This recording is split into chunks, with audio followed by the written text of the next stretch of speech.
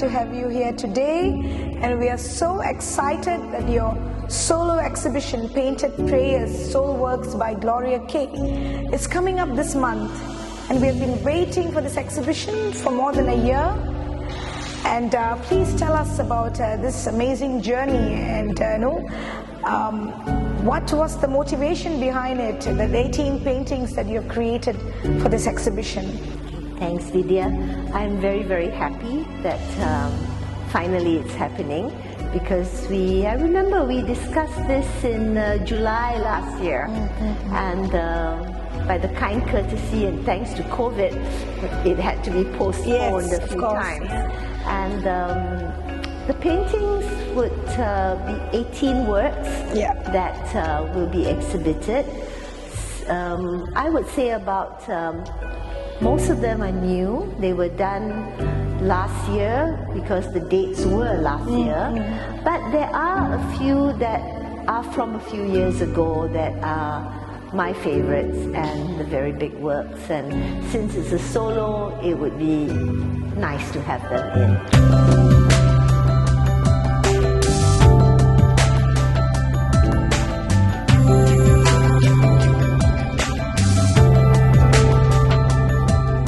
Happens in a couple of days and I'm not painting, I start to get a little bit, edgy and, almost moody.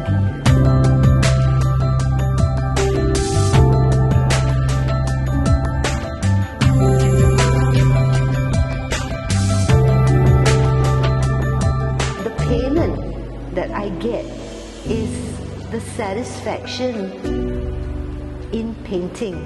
I crave that solitude.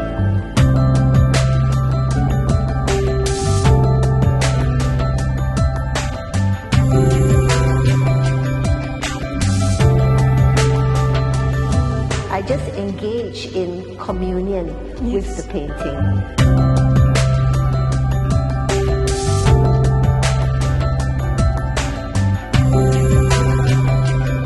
I dare not say divine, but something that is far more powerful than me.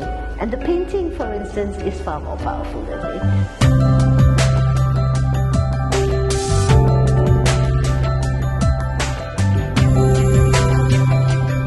The paintings that were done last year and even up to this year have been in the house, and I've been looking at them and wondering when they would go on exhibition. And finally it's happening, and because of the latest problems with the Russian-Ukraine thing, I did another painting recently for the exhibition called The Last Babushka, the last Russian grandmother, the last Russian doll. That's what Babushka means, because this is exhibitions about painted prayers.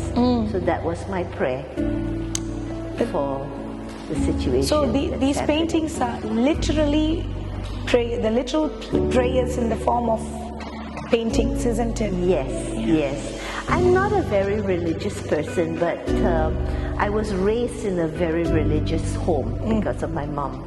And I would like to think that I'm at least a spiritual person, if not religious. And art is my way of praying, because I'm very focused during the art process, and I think of nothing else except me and the painting. The painting, yes. And basically, I am the servant of the painting. I do the painting's bidding. As Picasso said, the painting is more powerful than myself, and I always start by blessing the painting and a kind of an invocation, asking for guidance, and then I just follow through. So it's active meditation, a painted prayer, basically. So beautifully put, actually. And this is beyond religion, isn't it? This is beyond. This is just my way of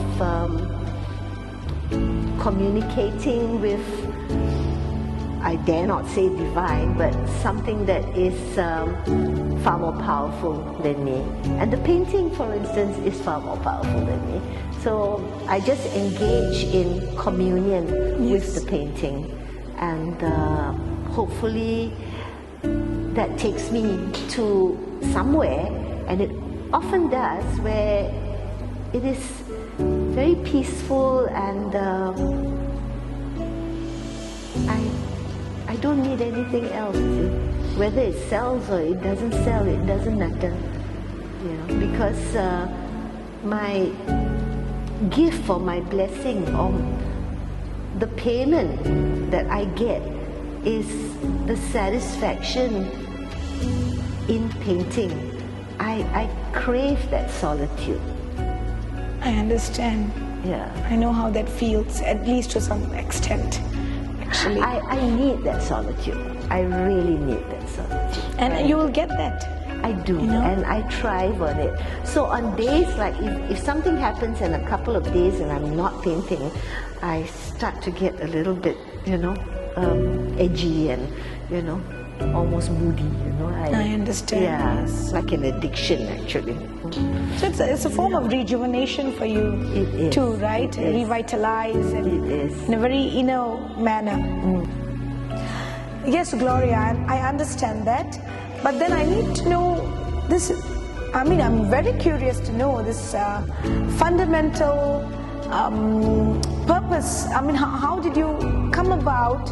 How did this happen? There's always this trigger point to something like this, which is not a very usual thing, and it takes a lot of generosity, a lot of inner work to actually want to actually give 100% of sales from your artwork to charity. And usually everyone expects a certain financial return, right? In some way, in one way or another, there has to be some kind of a monetary or financial return for creating art. Even if you are well-to-do, even if you are stable financially, when somebody buys something from you, typically one expects money back, whether it's discounted or not. But this 100% element, which is extraordinary and beyond noble, I would say. What was the triggering event? What triggered this absolutely phenomenal concept? I think the event started, the thought that was planted in my mind to do something with my work started in 1997 at a mandala class in Melbourne. Okay. I was studying with my mandala teacher, and we worked on a mandala, and something happened with that little simple mandala that I painted that made me, that kind of struck a chord with me and made me think.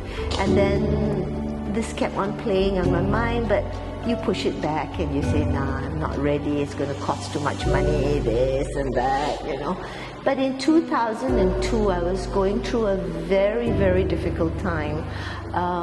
In 2001, my eldest brother died. Okay. Sorry to hear that. In 2002, my nephew, who died of a silent heart attack at 42, and I basically changed his diapers when he was 7, when he was a child, and so I was, we don't have maids and everything before. I was like, looking after him. And in 2003, my mother passed away. So this is 3 years of a funeral every year. Yes, I understand. And it was a very difficult time for me, and dealing with family dramas and illnesses, terminal illnesses. And in 2002, I attended a series of teachings and talks by His Holiness the Dalai Lama. I'm not Buddhist, but I attended these talks in Australia, and I basically followed, or I should say stalked, the Dalai Lama from one city to another city in Australia. I practically stalked him. Right. And how many cities were there? I went to 3 places in Australia: Melbourne, the city of Geelong, and Sydney, where he was talking. I didn't go to Canberra, although he went to Canberra. And he was at a press conference in a hotel, the Regent Hotel in Sydney in 2002, in May 2002. And he and I happened to be staying in the same hotel. Oh, okay. Okay, and I waited outside that press conference venue until he came out. And when he came out, of course, there were lots of people queuing up in lines waiting. And he just went around touching people and saying hello. But when he came up to me, he stopped and he asked me if I was from China because of China-Tibetan problems, right? And I said, no, I am from Singapore. Okay, and then he reached out and hugged me, really hugged me, and I bawled like a baby loudly in the lobby of this hotel and made a fool of myself, you know. I cried and cried and cried, and all I said was, "Your Holiness, Your Holiness, Your Holiness." Oh, but God. That changed that day. It doesn't happen to everyone, is it? And I said, life has to change. Life has to change, yes. Yeah. There was a meaning for the hug. There was a purpose for that hug. Yeah, he hugged me for a reason. Okay, he had a hidden agenda. Okay, it worked. Okay. So you know. And that was the start of this very noble intention. And so I worked towards setting it up, worked towards the first collection of paintings and for sale. And I mean, if I could make cookies, I would make cookies and sell for charity. And I think I could. Cookies are probably easier to sell than paintings. Yes, of course. Okay. Unfortunately. Yeah. Although we like cookies as well, but then you know we want paintings to sell too, isn't it? But I can't make cookies, so I decided I'd try with paintings, and friends have been very supportive. They tried to help me for many years, but there's a limit in which you can ask friends how much can friends buy. So I have to take it out. We have to go beyond friends. I have to. And that's why this exhibition is so important. It's very important to me. It kind of commemorates all your inner work, you know, all these years. I mean, yes, it does. There's much more to the inner than what you have already put on canvas. But of course, we are showing a fraction of it. And you know, you're turning 70 soon, and we're expecting more from you, Gloria. But then this is a good start. And we need to go beyond friends and your regular supporters. We need to branch out. I need to. And we will. And I'm very grateful to Gnani Arts and to you. Oh, thank you. Thank you so much. It's a pleasure. Very supportive. I mean, so many years. 2012, I think. But I never knew this aspect about the Dalai Lama being a part of this intention that you have, you know. I still have a little souvenir mug I bought from that tour, and whenever I drink from it very often because I have to take medication every day, and so you use it every time, every day, you know, and it has a little mandala there and the Dalai Lama and May 2000. But this makes so much of made a big sense. I mean, you know how this whole pursuit has started on a very significant note, and that hug that you are talking about, that embrace, the transference of a certain message that you received. Yes, the energy. Yes. The message, as you said, he probably, there was a message, like, girl, go do something good with your life. You know what I mean? Rather than stand and you're painting, right? You know what I mean? And the beauty of it all is, Gloria, you got the message. Thank goodness. Right? And then I owe it also a lot to several swamis. Yes. Indian yes, please swamis, share that Vedanta. with me. I studied Vedanta, and there was, I had the honor, I cannot remember the exact year, of meeting the late Swami Chinmayananda at RELC in Singapore when he spoke. And again, you know, there was no place in that auditorium, so I sat on the floor. And Gurudev, as we all referred to him, came into the auditorium through the front door, and of course everyone stood up, but ignorant me didn't stand up because I didn't know he was coming in, and I was wondering, why is everyone standing up? So when this frail-looking monk came near me, I thought I better stand up, So I stood up, and he has his laughing big eyes, which I still see, and he asked how I was, and was I from Singapore? Just a couple of words, and again, that was a big impact on me. And then he went up to talk about the Bhagavad Gita, and I couldn't follow at that time. This is many, many years ago. I couldn't follow the Bhagavad Gita. It was very difficult for me. So I bought a book written by him called Bhagavad Gita for children. Okay. For children. Yeah, so I read a children's book. Right. And that made me give a clearer understanding of it.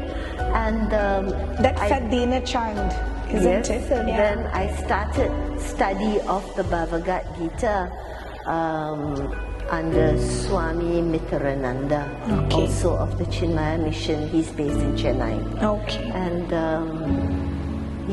Swami made me write my own commentary based on my own life, according to the passages in the Bhagavad Gita. It took me 1.5 years to finish the 18 chapters. And you still have that writing? I have all the write-ups. They're all in a set of journals, and they're put next to my Nataraja. I have a huge Nataraja in my house. You never told me that. Bronze? Yeah, I bought from Little India. Is it?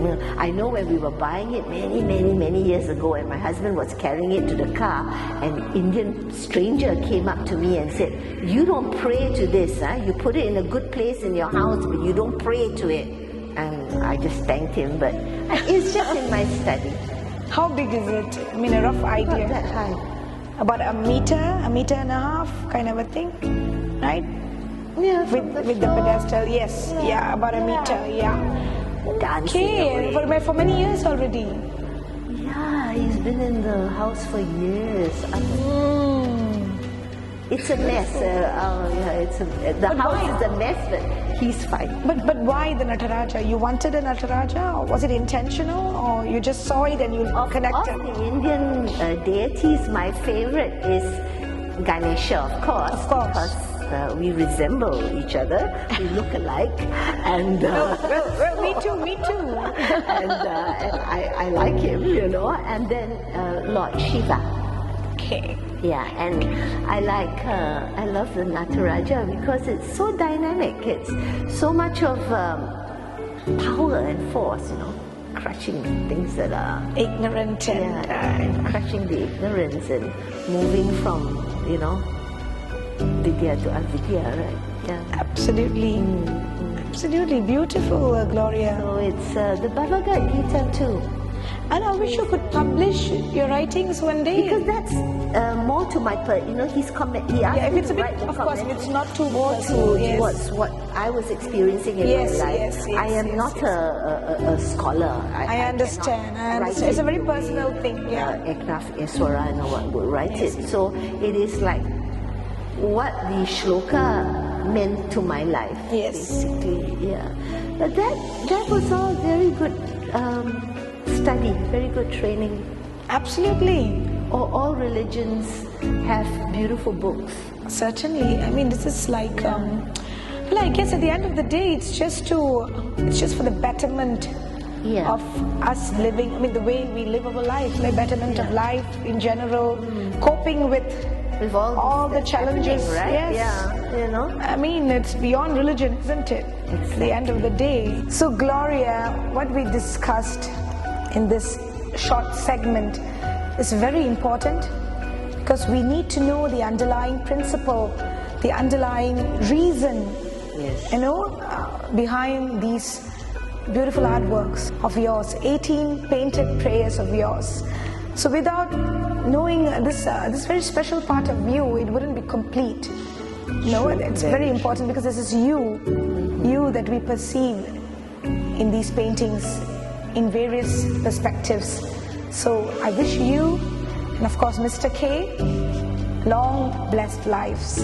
Thank you very much. It's really an honor. And happy 70th birthday too. Thank you.